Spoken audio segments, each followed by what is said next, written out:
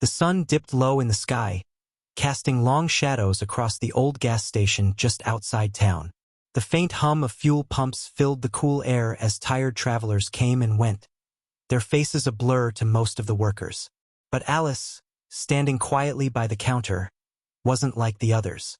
She wasn't one to rush through her shift, and she wasn't blind to the stories people carried.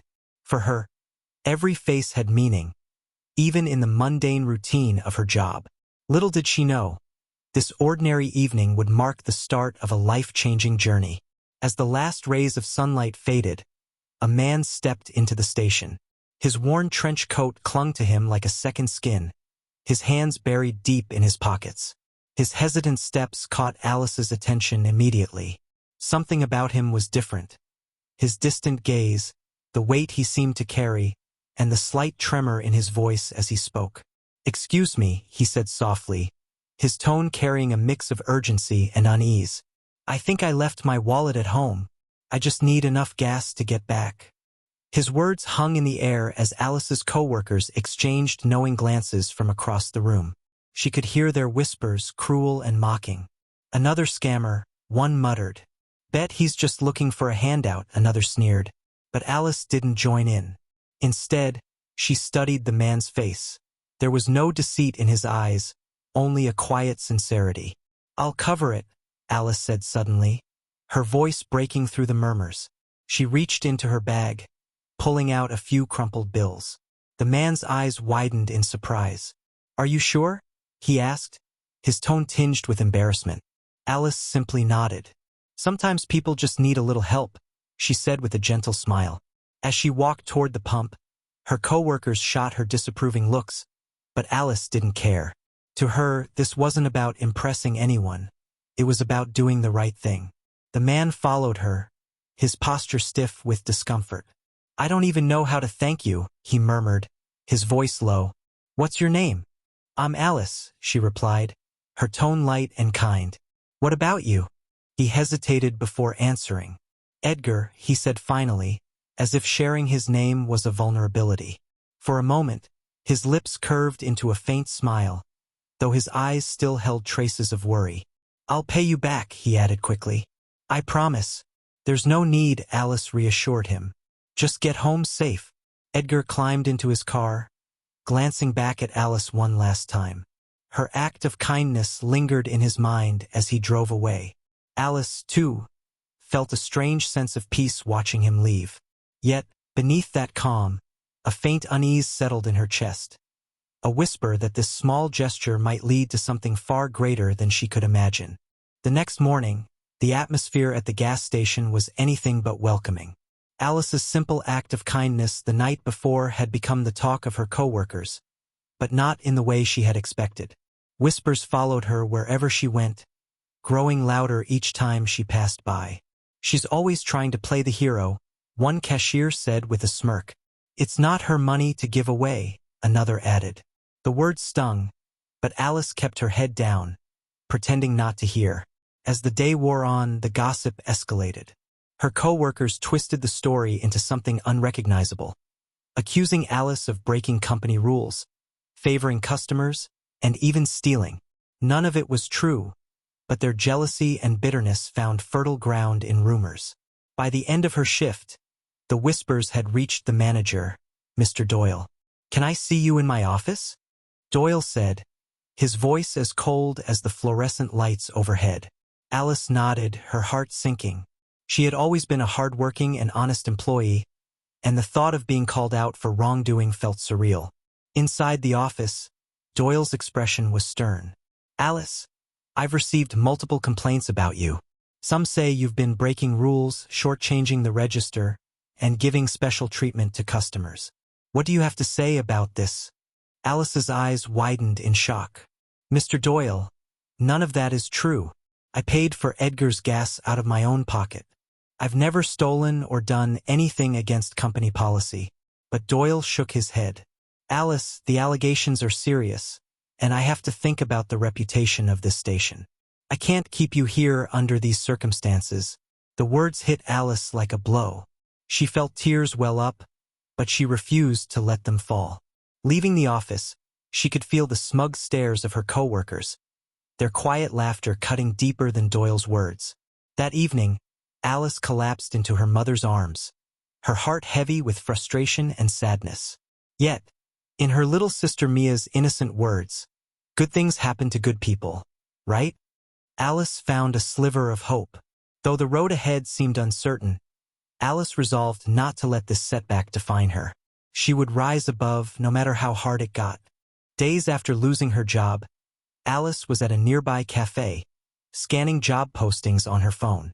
Each rejection email she'd received weighed heavy on her shoulders, but she refused to give up. Across the street, the gas station where she had worked bustled with its usual activity, a painful reminder of what she'd lost. Little did she know, something was about to happen that would pull her back into its orbit. A commotion began outside the station. Raised voices broke through the hum of passing cars, drawing Alice's attention. She squinted through the cafe window and saw a man gesturing wildly at the employees. Something about him seemed familiar. Then she heard it. Her name, loud and frantic, cutting through the noise. "Alice! Where's Alice?" Her heart skipped a beat. It was Edgar. She hurried out of the cafe and crossed the street, weaving through onlookers who had started to gather. When she reached the station, Edgar was in the middle of the chaos, his face pale and his movements erratic. His once composed demeanor was gone, replaced by confusion and desperation. The employees stood at a distance, some smirking, others muttering under their breath. "Did she send him here for attention?" one sneered. Ignoring their remarks, Alice stepped forward. "Edgar, I'm here," she called out gently. At the sound of her voice, Edgar turned to her, his expression shifting from frantic to momentarily calm. But it didn't last. "Who are you?" he asked, his voice shaky. "Why do I know you?" Alice's heart sank. His confusion was evident, and she realized something deeper was wrong. She approached him slowly, keeping her tone calm and soothing. "Edgar, it's me, Alice. You came here a few days ago. I helped you with gas. Do you remember?" Edgar's gaze flickered with recognition, but it was fleeting. I wanted to repay you," he stammered. "Did I ruin everything? Did I get you in trouble?" "No, Edgar," Alice said softly. "You didn't ruin anything. But right now you don't seem well. Let me help you." At the mention of help, Edgar's demeanor shifted again, this time toward resistance. "I don't need a doctor," he said, backing away slightly. "I just needed to find you." Alice held her ground, her voice steady. "I'm here, Edgar. But you need to rest. Let's go somewhere safe together." Her calm persistence seemed to break through his defenses. After a long pause, Edgar nodded reluctantly. Alice gently guided him toward a nearby bench, trying to reassure him with small talk as she helped him settle down.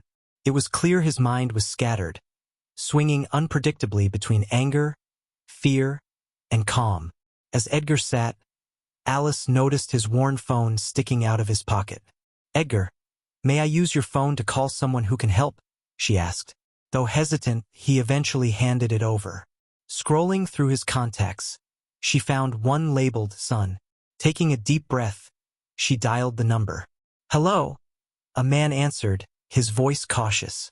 "Hi, my name is Alice," she began carefully. "I'm with your father, Edgar. He seems confused and unwell, and I think he needs help." The man's tone shifted instantly to concern. "My dad? Where are you? Is he okay?" Alice explained the situation as briefly and gently as she could. The man, whose name she learned was Thomas, assured her he would come immediately. "Please stay with him until I get there," he said.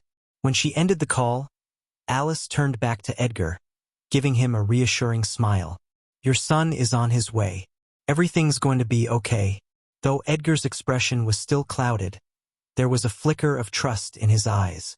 As they waited together, Alice couldn't help but wonder. What had happened to this kind, quiet man she had helped days ago? And what else was she about to uncover? Not long after the call, a car pulled up to the station in a hurry. A man stepped out, his face a mix of worry and relief as his eyes landed on Edgar sitting on the bench. He quickly approached, extending a hand toward Alice. "Hi, I'm Thomas, Edgar's son. Thank you for staying with him. Alice stood, shaking his hand. I'm Alice. I didn't know what else to do, but he seemed lost and confused. I thought you should know. Thomas crouched down in front of Edgar, placing a hand on his father's shoulder. Dad, it's me. Are you okay? He asked gently. Edgar looked at him for a moment, his face softening slightly. Thomas, I wanted to find her. I needed to say thank you. Thomas's jaw tightened, but his tone remained calm. I know, Dad. It's okay. Let's get you home. He turned to Alice, his voice quieter but filled with gratitude. My father has Alzheimer's. It's been getting worse lately, and sometimes he has these episodes where he becomes fixated on something or someone. Alice felt a pang of sympathy. I'm so sorry to hear that, she said. I had no idea. He seemed fine when I met him a few days ago. Thomas nodded. It comes and goes. Sometimes he's completely lucid, but other times. He trailed off, glancing at Edgar with a mixture of sadness and affection. He's been trying to hold on to memories, people, places. I think you made an impression on him. Alice's heart ached at the thought of Edgar's struggle. She was about to say something when Thomas added, by the way, what brought him here? Did something happen? Alice hesitated, unsure how to explain. It's a long story, but I used to work here. A few days ago, he came in and needed help with gas. I covered it for him, and I guess he remembered. Thomas raised an eyebrow. You worked here? What happened? Alice glanced down, reluctant to relive the humiliation. I lost my job. Some co-workers twisted things and said I broke rules when I was just trying to help your dad. Thomas frowned, his expression growing serious. They fired you? For helping my father. His voice carried a sharp edge now, though he kept his anger in check. Before Alice could respond, Edgar spoke up, his voice soft but clear. She helped me. Those people, they mocked me. They fired her because of me. Thomas's frown deepened. He stood, his eyes scanning the station as though piecing together a puzzle. After a moment, he let out a quiet sigh. I didn't realize things had gotten this bad. Alice tilted her head, confused. What do you mean? Thomas turned to her, his expression a mix of regret and determination. My father owns this station. In fact, we own several. But when his health started declining, we stepped back and trusted others to manage them. Clearly, that was a mistake. Alice's eyes widened in disbelief. He owns it, she whispered. Thomas nodded. And after hearing this, I think it's time I step back in and set things right. In that moment, Alice realized this was no ordinary encounter. The small act of kindness she had shown Edgar was rippling far beyond anything she could have anticipated. It wasn't long before a car pulled up to the hospital entrance, and a young man stepped out in a hurry. His sharp features mirrored Edgar's, though his expression was one of worry and urgency. I'm Thomas, he said, approaching Alice as she stood near Edgar's hospital room. Thank you for calling me. I can't believe my dad was wandering around like this. Alice nodded, her voice gentle. He was looking for me. He seemed very confused and kept mentioning he wanted to repay me. Thomas sighed heavily, running a hand through his hair. That sounds like him. My dad has Alzheimer's.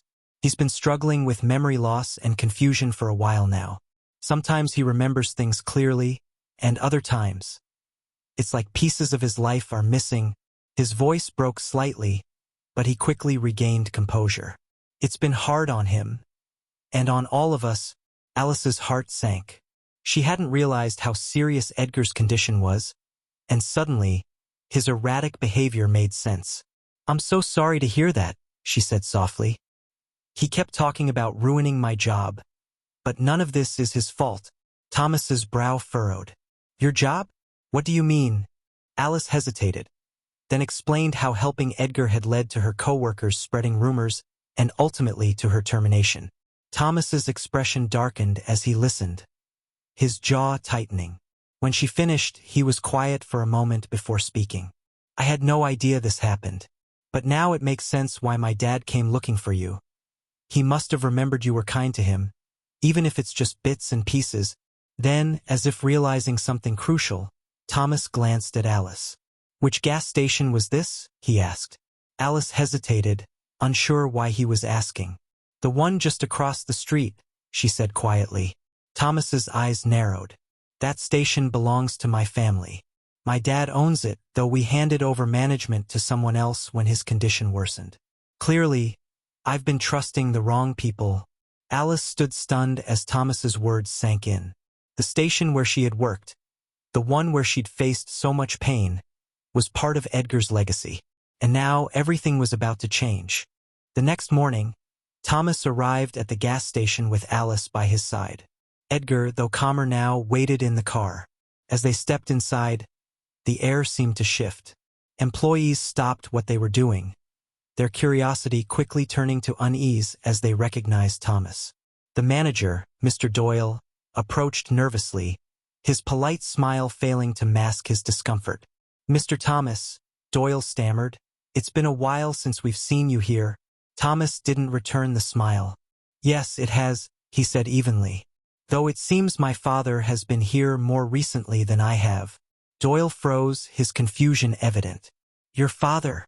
Thomas gestured toward the car parked outside. "The man your employees mocked and mistreated days ago." "My father, Edgar." The manager's face paled, and he stumbled over his words. I didn't realize." Thomas cut him off, his tone sharp. "You didn't realize because you didn't care. Instead of showing basic decency, you allowed your staff to mock a man in need. Worse, you fired the one person who chose kindness over cruelty." The weight of Thomas's words hung heavy in the room. The employees stood silent, their earlier smugness replaced by shame. Doyle attempted to recover. "Mr. Thomas, I assure you, there must have been a misunderstanding. We were only following protocol." "Protocol?" Thomas's voice rose, firm and unyielding. "Does your protocol include spreading false accusations about an honest employee? Firing someone for helping another human being?" Doyle had no response, his mouth opening and closing like a fish out of water. Thomas continued, his gaze sweeping the room. "My father built this business from the ground up. He trusted you to run it with integrity, and this is how you repay him. By turning his station into a place where kindness is punished." Alice stood quietly to the side, her heart pounding. Watching Thomas defend her so fiercely brought a wave of gratitude she hadn't expected. Thomas turned back to Doyle. "Your actions have not only hurt Alice but disrespected my father's legacy. Effective immediately, you are no longer the manager of this station." Doyle's face crumbled as the reality of his dismissal set in. Thomas didn't wait for a response. He turned to Alice, his expression softening. "Alice, you've shown more integrity and compassion than anyone here. From now on, you're the manager. I trust you to run this station the way my father would have wanted, with kindness and respect." Alice's eyes filled with tears. "Are you serious?" she whispered. Thomas smiled. "Completely. You've earned it." As Doyle gathered his things and slinked away, Alice felt a sense of justice she hadn't thought possible. The same employees who had sneered at her now looked at her with respect, and perhaps a little guilt. But Alice didn't dwell on their reactions. She focused instead on the second chance she'd been given. From that moment on, Alice knew her life was forever changed. What had started as a single act of kindness had transformed not only Edgar's life but her own as well. Standing in front of the gas station she once left in tears, Alice felt a wave of emotions wash over her. Just days ago, this place had been the source of her deepest pain, but now it was offering her something she never imagined: a fresh start. As the new manager, Alice would finally have the chance to run things her way, with kindness, fairness, and respect. Thomas stood beside her, offering a supportive smile. "You're going to do great," he said. His words were steady and reassuring, but it was the trust in his eyes that truly gave Alice strength. For the first time in what felt like forever, she believed in herself. Inside the station, the employees who once mocked her now treated her with respect. Though their reactions were hesitant at first, Alice didn't let bitterness linger. Instead, she focused on leading by example, showing them the same patience and understanding she had shown Edgar. Slowly, the atmosphere at the station began to change. Customers noticed, too, complimenting the warmth and professionalism that had been missing for so long. Alice's family was overjoyed at the news of her new role. Her mother, Dorothy, couldn't stop beaming with pride, and little Mia hugged her tightly, saying, "See, good things always come to good people."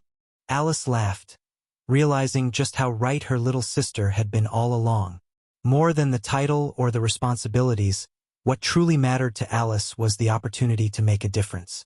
She no longer felt small or undervalued. Her journey had shown her that even the smallest acts of kindness could create ripples that changed lives, not just for others but for herself as well. One evening, as she stood by the counter watching the sunset through the station's windows, Alice thought back to Edgar. His gratitude and trust had sparked this incredible turn of events. She knew his condition made his future uncertain, but she also knew she would always be there to support him and his family in any way she could. With her head held high, Alice smiled, knowing she had turned her struggles into strength. What started as a single selfless act had become the foundation of a new, brighter future.